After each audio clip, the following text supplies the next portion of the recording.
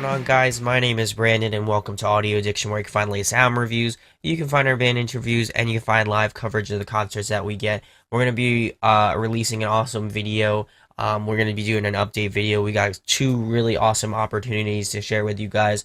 One really big, and I'm really excited to share that one with you guys. So definitely be on the lookout for that. So definitely, if you enjoy what we do, make sure to hit that subscribe button. Also, make sure to hit that like button as well. It really does go a long way, and we thank you for your support so much. So, if I sound a little off, I have allergies and I have a stuffy nose, so that's how I sound a little off. So hopefully, you'll still watch it anyway. So, speaking of which, tonight we're gonna be talking about Crazy 88's new record, No Words Spoken.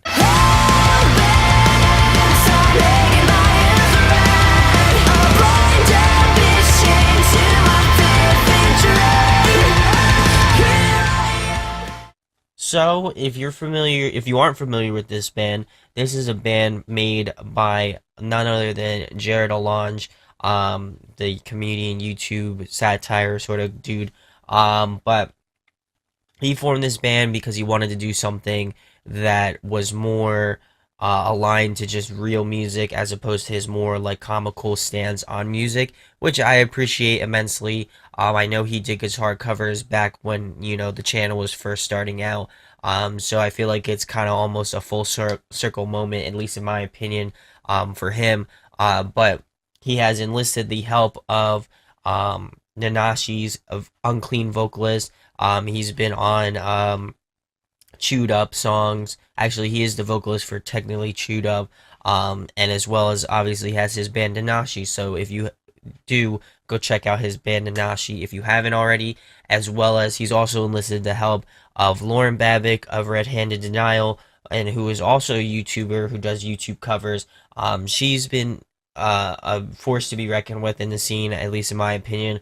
She's an amazing vocalist, and I've been a fan of hers for a while, so I feel like it was only fitting to do a review of this. I've been listening to Tommy's Planet for half a century, so I've really enjoyed that, and I wanted to do a review on just the entire EP and my thoughts on it.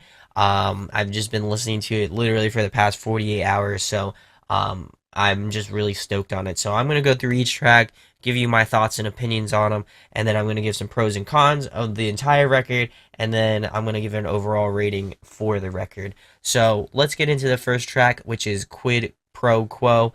This one's one of my favorite tracks.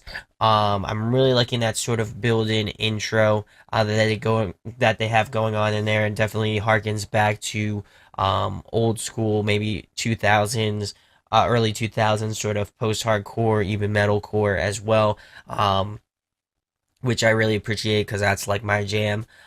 Secondly, I'm really loving the raspiness of Lauren's vocals, and I also like how she can clean it up. I like the diversity, I like the skill. It really does take a lot of skill considering that she does a lot of crazy stuff with her vocals, but at the same time, like she can really kind of clean it up and make it like pristine and really nice, which I do appreciate. I also like Nanashi's vocals in terms of screams. I think he does a great job. I think he properly meshes well with Lauren. And it's cool to see that, or cool to hear that Lauren isn't doing screams. She's just doing all clean, so that's really interesting considering that her other band, Redhead in Denial, she does both. So it's cool to kind of hear that difference as well. But getting back to Nanashi's vocalist, I really like his screams throughout this track. I feel like they have some really great depth to them, and just this great tonality to them as well. And at the beginning, kind of reminds me a lot of Austin Carlisle. He has that sort of great fry scream going on there, which I dig. I also appreciate that this track kind of starts off really intense, and it really kind of just, gets you excited for this EP. I definitely feel like that's just a great starting point for this record. And again, I feel like it kind of gives you an idea of what they're going for and the sound that they're going for. Obviously within reason, but I definitely feel like this is a great kind of opener track. So we're gonna move into track number 2, which is Tommy's Planet. This was the first single that they released and is one of my mega favorites off this record. I really enjoyed the track a lot. It has those sort of old school post-hardcore vibes. especially bands like Under Oath. It definitely has that really strong Under Oath vibe to it, which I dig. Um, I, I think anyone in the scene would say that Under Oath is one of the best bands to come out of the scene, even though they broke up and reformed pretty recently. I still think that they're some of the best, bands out there. So if you haven't checked it out, go check out Under Oath. You're sorely missing out. But I definitely feel like there's a good amount of vocal diversity in this track, which keeps the song interesting. I feel like there are some great screaming parts, as well as Lauren does a lot with her vocals and her register as well.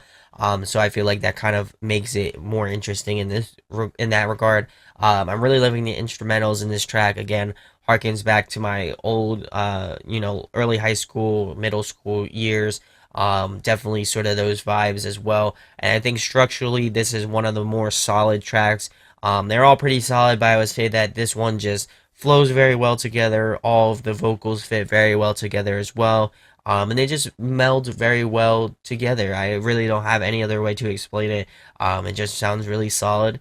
I'm really enjoying the breakdown at around the 2 minutes 7 second mark. And I feel like there's a great balance between melody and heaviness in this track. And I definitely feel like it will hook you in and it'll get you excited for this record. And I also like the more melodic approach in the bridge as well. I think that was definitely something to point out. So we're gonna move into track number three, which is "You Were Right." This one is also another one of my mega favorites on this record. I'm really liking the sort of reverby, sort of distant guitar intro, sort of riffy part. I think that's really solid. I'm also digging the guitar tone a lot. I love that sort of gnarly, sort of crunchy, just crunchy guitar parts. Again, this one's feeling more Under Oath heavy. You can definitely tell that they were a big influence on this EP for sure. Especially in the bridge, I can hear like "Lost in the Sound of Separation" sorts of vibes with that going on there. This one also features like a really damn catchy chorus, in my opinion. Probably my favorite chorus off the entire record. When I listened to that like 15-second clip at the end of his videos, I was like, I need to have this song in my life. I definitely feel like Lauren's vocals were probably the most solid on this track, in my opinion. I really enjoyed that a lot, and I definitely feel like the breakdown around the minute 59 second mark was really solid. It's probably my favorite breakdown off the entire record. It has this really great just to it. I feel like if they added screams to this breakdown, then it would just hit that much harder. I also feel like if they added some more melody parts into that, I feel like it would have just meshed a little bit better, in my opinion. Um, but I think they really finished it out strong with this outro as well. And I would say that this one again is one of my all-time favorites off this record. So we're gonna move into track number four, which is 762. This one is another favorite of mine. Pretty much the whole thing's great, honestly. But I had two obviously that were my favorites. But I like this track a lot because it's a little bit different than the previous three tracks.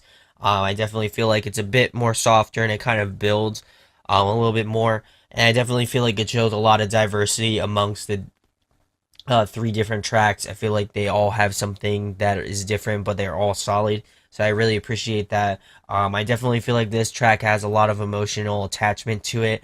You can definitely tell in some of the like just the melodies, and you can just feel it. Like honestly, it just reflects in the song. It just has that sort of pull to it that just tugs on you. So I really enjoy that, and I also enjoy the balance of like heaviness and melody in this track. I feel like um, there's just a great balance between the two, and it just feels like you don't have to have the screams to make it feel like a heavy track. There are really some heavy moments in this track, but it's also balanced out by great melody as well. So I really enjoy that, and I definitely feel like this track is a great closer track to this record. So some pros and cons on it. I definitely feel like it's a little short. Obviously, they did four great tracks. I'd love to see maybe another two tracks or something like that. And To me, that was probably the only con that I have is just that it fell a little short. That might be a little bit selfish, but to me, that's how I felt about it. Otherwise, I think it's a really solid record. It'll definitely get you those nostalgic sort of vibes.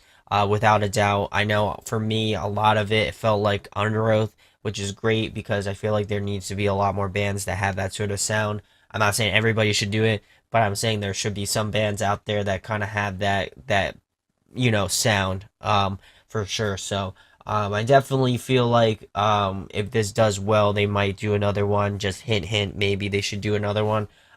So I really enjoyed this one. It definitely brought me back to those old school sort of 2000 sort of post-hardcore vibes. So I definitely really enjoyed this album.